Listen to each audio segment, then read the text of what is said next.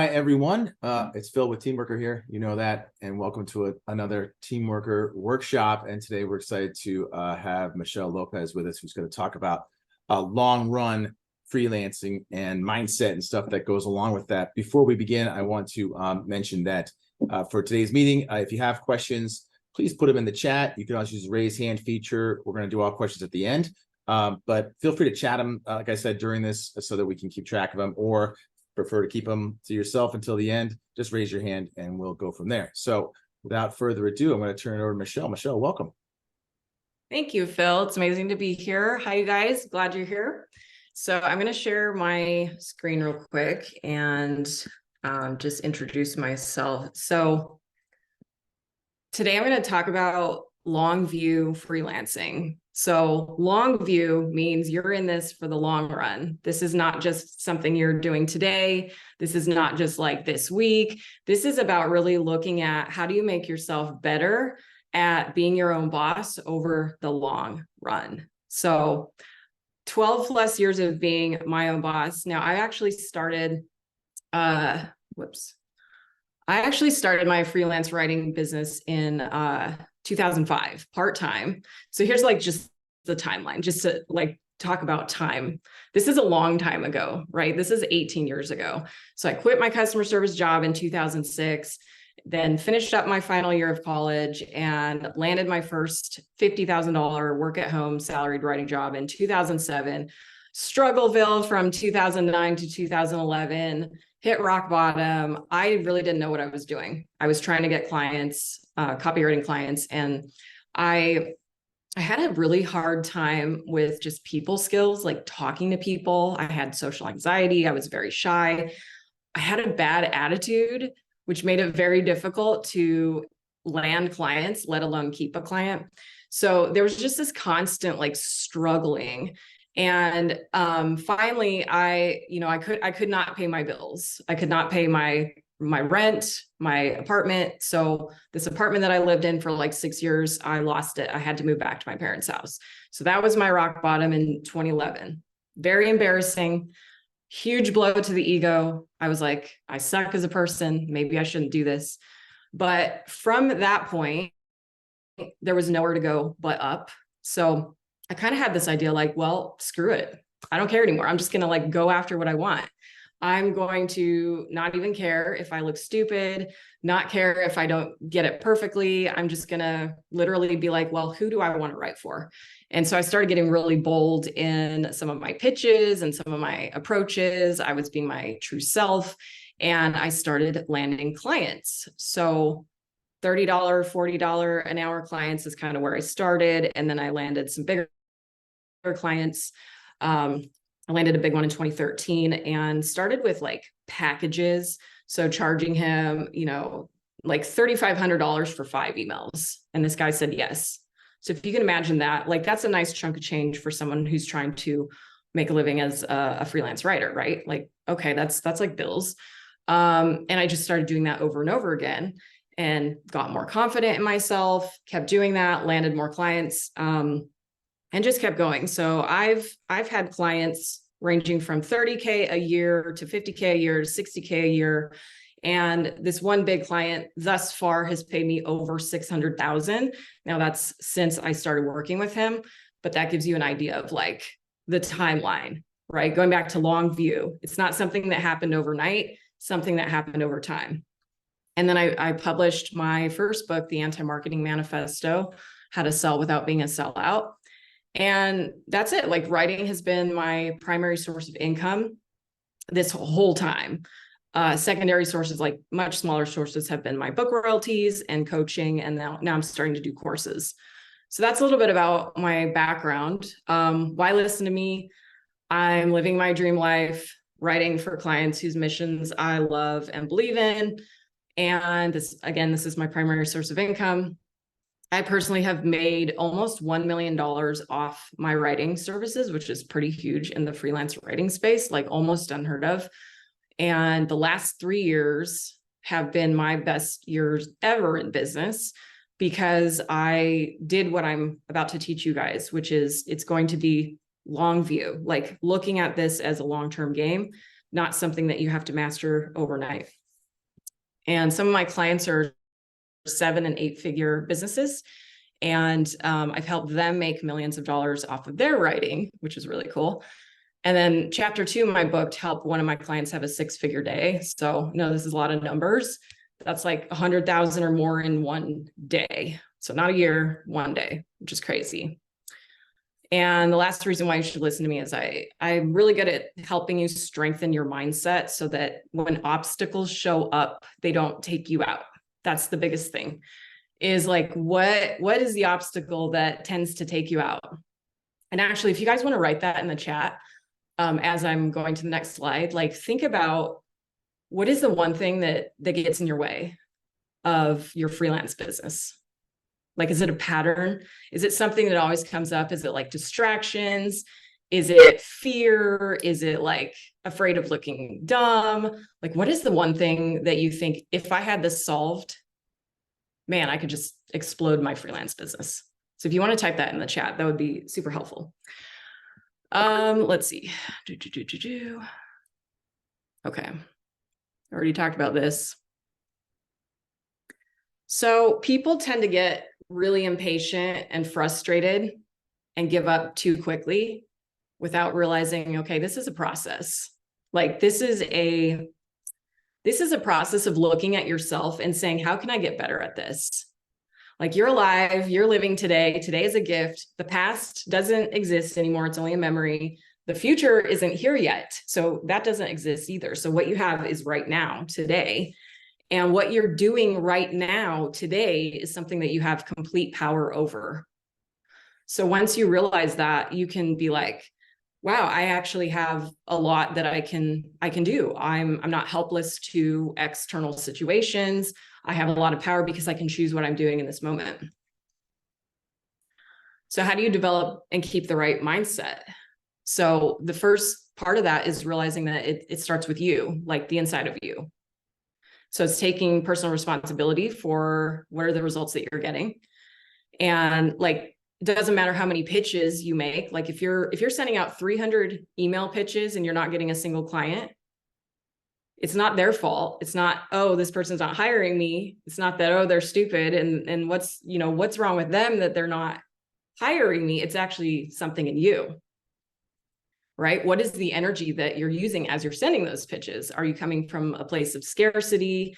Are you focusing on like, how do I get my bills paid? How do I get money? Get, right? Or are you coming from a place of, how can I really serve these people? Like, how can I give value to these people? Are you coming from a place of trusting that I'm actually going to land a client? I'm going to land the right client. Like, everything that's unfolding is actually perfect for me because it's teaching me something about myself. So that's sort of the attitude that you want to have. And how you build up the right mindset is a combination of really two things. It's daily positive action. So doing something daily that moves your life forward, your freelance career forward, and having the right self-talk, having the right story as you're taking these actions. So one way to look at this is like, when you're pitching someone, let's say you're applying to a copywriting job or you're sending a cold pitch. What is the story that you're telling yourself in the back of your mind as you're taking that action? Are you saying, man, this person's never going to hire me? Are you saying, oh, I hope this person hires me. I'm like desperate to pay my bills. Like, what is the story? Those two things, if you can get control of those will make a huge difference in developing your mindset. So how do you stop surviving and move into thriving? So survival is really a mindset where it's focusing on you, really, well, me. How do I pay my bills? How do I get paid? How do I get this client? It's all about, how do I get something? And thriving is more about, how can I help this client? How can I help this person grow? So when I was at my rock bottom and I lost my apartment because I couldn't pay my bills, because I wasn't landing enough copywriting clients and I wasn't making enough money, guess what I was focused on? 100% I was focused on me, like me. And finally, like, it's almost like the universe was telling me, okay, Michelle, stop doing that. Like, you gotta just start over, start from scratch. And it was a very humbling moment. And once I started focusing on the other people, saying, how can I help these people? Then things started to go up. So 3 things here for learning how to stop surviving and moving into thriving. Who, not how. So it's not about the information, it's about the person who's executing the information. So you can learn all the stuff on YouTube about how to do copywriting or how to do freelance, whatever. You can learn like the tactics, but it doesn't matter so much as the information as who are you being as you're doing that information. Does that make sense? And then what is the intention that you have as you're doing those things? Are you doing it just for the money, or are you doing it for a deeper purpose? And then number 3 is profits. Like, how are you spending your time? Are you spending your time on activities that don't bring a profit? Or are you focusing on income generating activities, which is huge for, especially as a freelance copywriter. It takes a lot of brain power to really do these projects for clients. So you have to like protect that space and not waste your time on distractions. So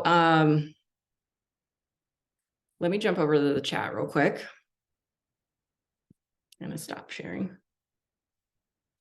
Okay, so I asked what the number 1 thing you think is stopping you. Fear of failure. It's pretty deep rooted, but I've been working on it for about 2.5 years now.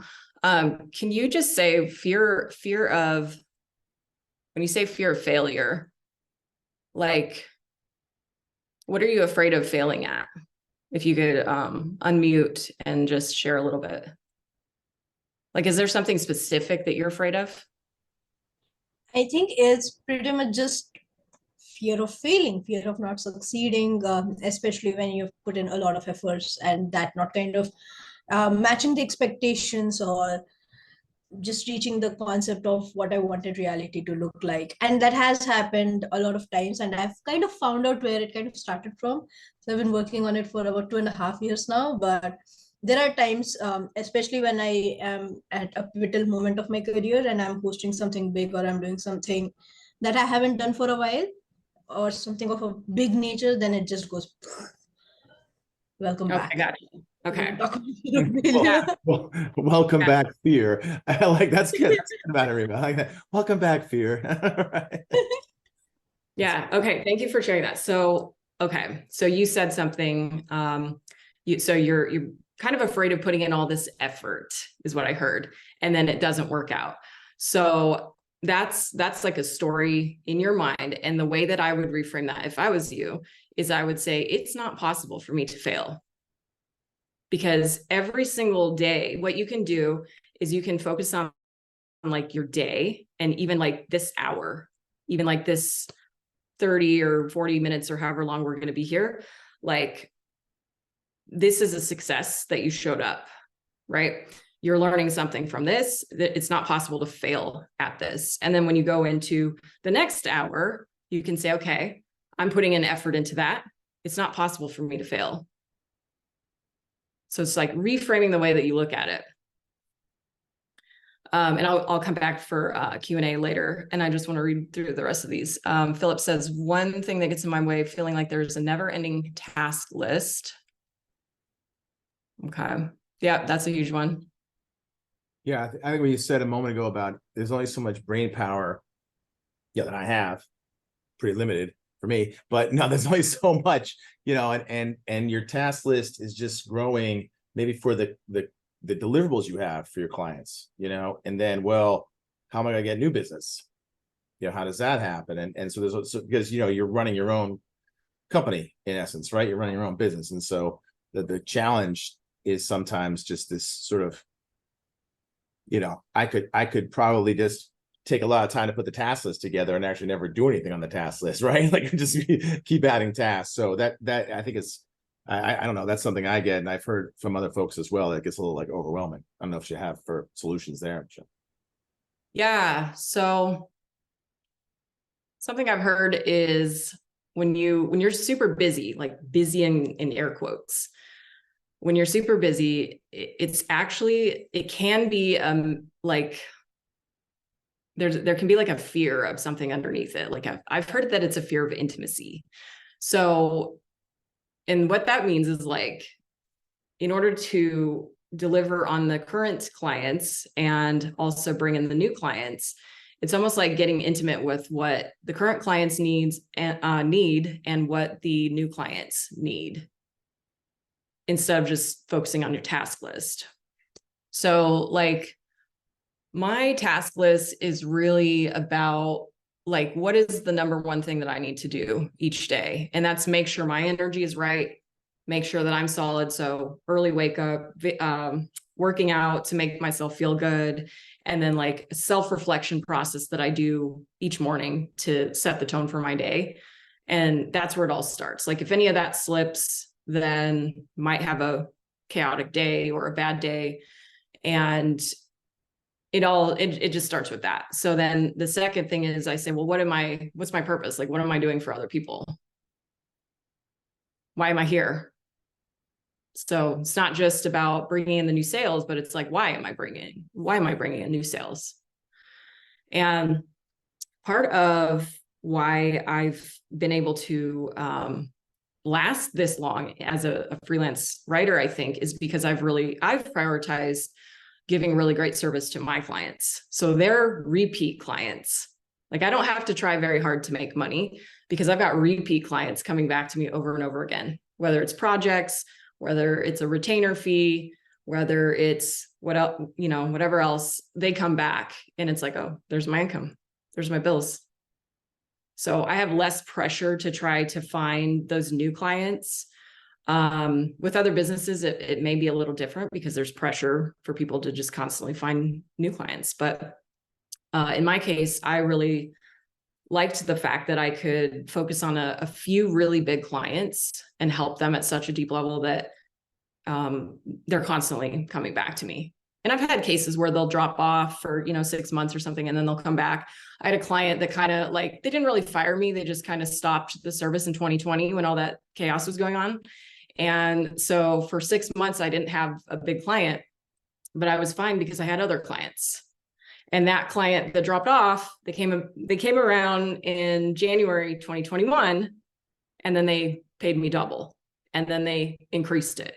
And then eventually it got up to $5,000 a month. So that's like a nice, juicy retainer client. Repeat clients seems to be the key. Yeah. Okay. My favorite book on self-talk is Dr. Shad, What to Say When You Talk to Yourself. Yeah, I haven't read that one, but self-talk is really huge. Like when I'm coaching some of my students, because I had such a great last 3 years, I was like, let me coach people because people are struggling and let me help them do what I've done. A lot of what my students are experiencing is massive self-doubt. Like, I can't do this. I don't know if I can do this. Who would hire me? Am I qualified?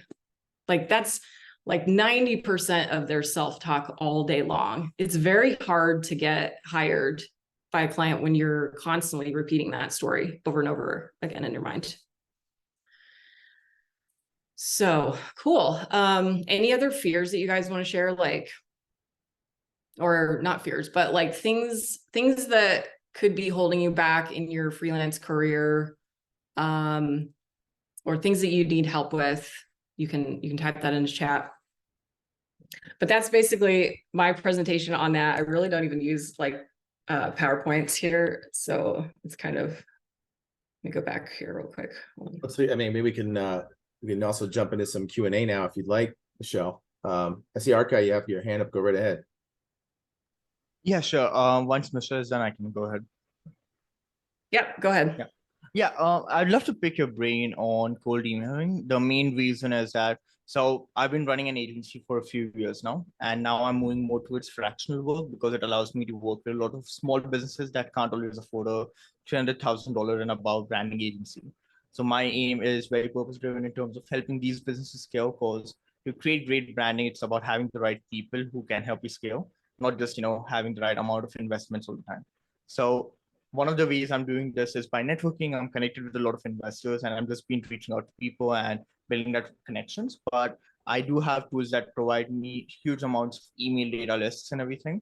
And we are niching it down and we are personalizing the reach out and everything. But I haven't seen any good response so far, aside from, most people saying that, no, thank you, not interested, please remove me. So those are the only response I get. So how has that worked for you? How do you go about structuring that? I'd love to pick your brain on that. Okay. Yeah. So I think for me, like if you're not getting responses, like why do you think you're not getting responses? So one of the biggest things is that it's not a low ticket right away. So generally my prices are way more expensive, but in this it's more on a subscription model. So I've made fractional consultation into a subscription model where even the lowest ticket starts at $10,000 a month for a quarterly plan. And so that is one thing we have seen, which is even for the ones who do book trial sessions with us, we have seen that, that is something that makes them hesitate. But also I think we need to find companies in a much more position when they really require this. So most companies, when they're looking to hire growth strategists, that's where I'm the perfect fit, because instead of just growth strategy, they're working with someone who can help them scale their brand properly. And so it's not just paid ads all the time, but rather more of an organic and sustainable growth. So I do know the exact mindset of point. I do need to reach out to them, but those are not something I can kind of filter out when I'm doing cold emails with the whole data sets and everything. So Yeah. Okay. So first of all, I'm not the best expert at scaling, so I don't know if I'm the person to answer this for you. So what I'm really good at is like presenting yourself in a way that people will want to say yes to you. So I'm not sure like what information you have out there. Like if you, are you on Instagram and all that stuff? Like, do you have? I'm on LinkedIn. I was on Instagram, but now I'm on LinkedIn. Okay. Okay. So I think that in this case, it's probably more talking to the people, figuring out what they need. Yeah. Like really prioritizing that. And I mean, if you're doing that and they're still not responding, it's like, just keep going. All right. Just keep going. Got it. Yeah, you'll get better at it. So yeah, scaling is not like, I've studied under some coaches that teach about like scaling and all that stuff. And it's just like, it's more like efficiency and making everything super, super like efficient. So looking for any areas where you're being inefficient with your approach might be helpful for that. All right. So let me just make a note of that, because again, it's always good to analyze and break things down. So Okay, thanks. I actually, I didn't put my hand up, but I do have a question, Michelle, for you. One of the things that you mentioned was sort of daily process, maybe. And I love what you mentioned about, hey, I have to be my best self. So these are things that I do, whether it's exercise or just make sure your mindset's right in the morning or whatever. But do you have any particular sort of broad tactics that you might tell people to, position themselves with actionable items maybe that you can do that would just sort of say, okay, I am now ready to, show up, like I said, as my best self, or to contribute to my client's success? So the things that you like, the tactics of a day-to-day kind of things that you could recommend. Yeah. So I'll answer that with a question. For you personally, Phil, do you have any like vices or bad habits that you need to stop doing? Well, this is being recorded, right? I mean, no, that I would say one of my bad habits is probably aside from drinking too much coffee, but that's another thing. You probably can't break me of that. But I would say it's to get distracted. I mentioned earlier my task list, right? So I try to do a lot of different things.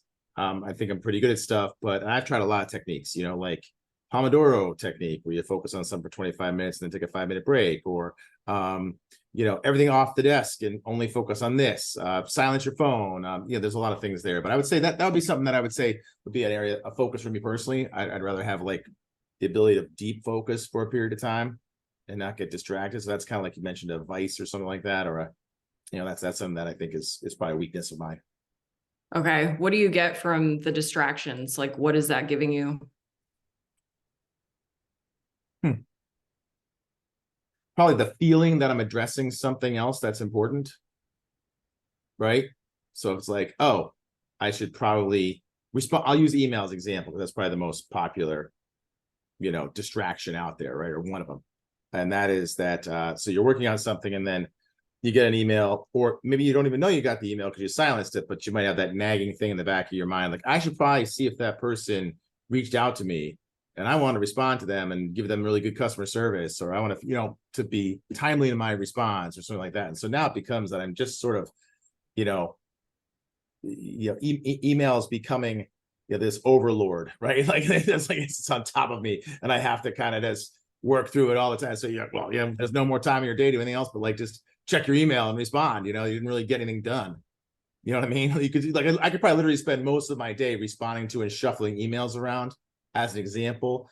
Also, now it expands into text, right? Because now you have clients who might text you or things like that, and there might be boundary setting there on my part, but that's another thing. So you asked me, your question was, what am I getting from that, right? What am I getting from the responding to these distractions? Is that the feeling that I'm servicing my accounts in a way that's good? Yeah. Okay.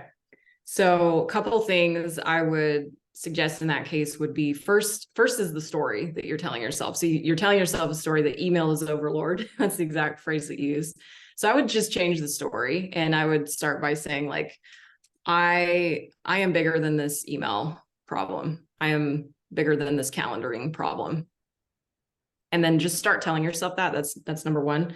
And then number two, I think, would be to start your day with 30 to 60 to 90 minutes of focus time. And you literally set the timer for whatever time amount you choose. 30 minutes is a great starting point.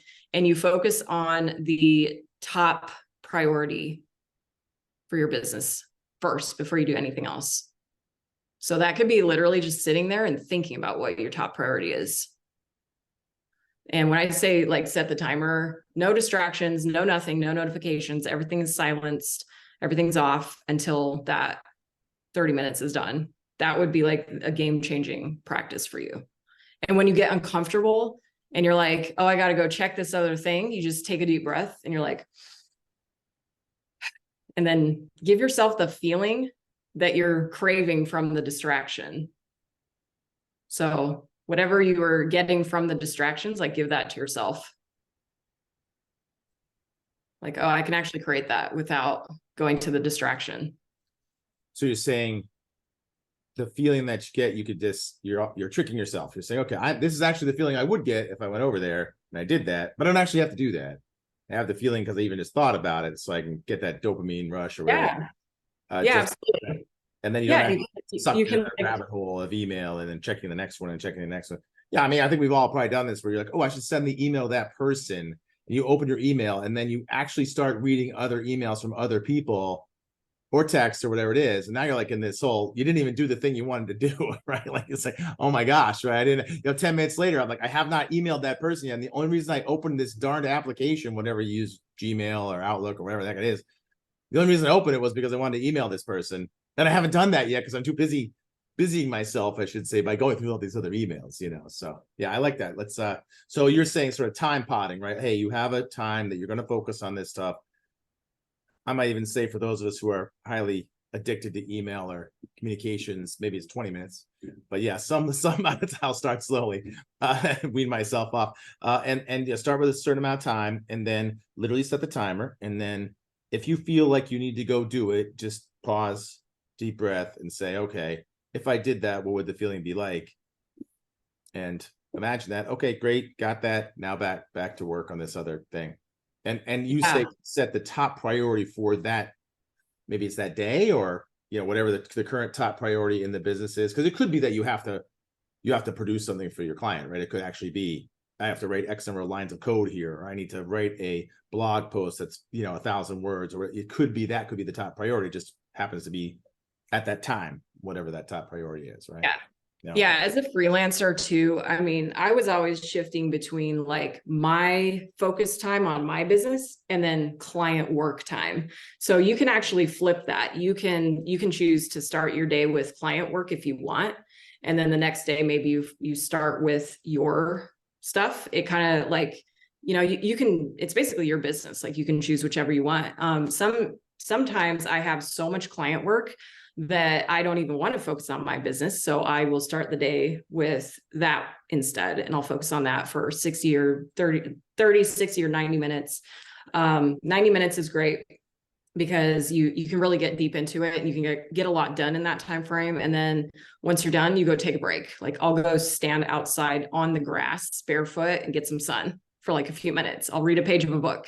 And it's like an easy way to refresh my brain after working. So yeah, I think this is just you getting control of your calendar and being like, well, what's the top priority for the business for the day? And then who do I need to be throughout the day to get this done? Like, and I would just ask you, like, what do you think is your top priority for your business? Oh, for me? Uh-huh. Well, I'm in a fortunate position. I'm running this group, of course, at Teamwrkr. And so the top priority for me is to help as many people as I can. That's it.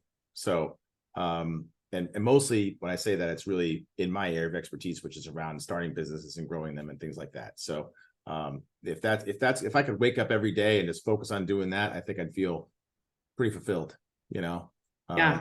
So that's the aim of the whole Teamwrkr Slack group and community and soon to be platform and all that kind of stuff that we have brewing out there. So, but to your point, I think it's about identifying that and then saying, okay, if that's really what I want to do, then what's the top priority today that gets that done? Some people some people say some people say they eat, there's always these planning things like eat the frog first. You've heard that one. It's like the worst thing that you have to do that day. Do it and get it done. That way it's out of your way. Otherwise it just keeps going, So this, I think what you said here is really good. Like, what's the top priority? It may be that day you have to, the eating the frog is the top priority. If you haven't heard the story, it's about like, it's the worst thing you could imagine doing is eating a frog. So, if the worst task you have that day is to do X, then just do it and just whatever it takes, do it and get it done. I think in your case, what you're saying is, hey, if that's the priority, if that's the way you have to do it, then, hey, get that done if that's a priority. I think the flip side of it is if eating the frog is not really a priority, then maybe you don't have to eat it ever, right? Like, why is it a priority, right? Figure that out. But yeah. And I love this, Matt Harima, I looked in the chat, you said email signature that says, I may not get back to you for a day on this email or something like that. I think that's really powerful, especially with all the ways that people now reach out to you, whether it's chat, email, whatever. At least you have control over something that's like, I usually take 24 to 48 hours to respond to emails in this, in this inbox. I think that it's probably a good way to set boundaries. So thanks for that tip. Anyone else questions? It's a free for all now. So you can unmute, you can raise your hand, whatever you want. Obviously, we are we're available in the Slack group as well after this. If things are come to mind after the meeting, feel free to jump in there and message. But I appreciate it. So no more questions today, but Michelle, thank you. Wait, Oriole has a how to negotiate my rates with clients. Yeah, that's a good question. So that's a great question. So is this for existing clients that you've already been working with?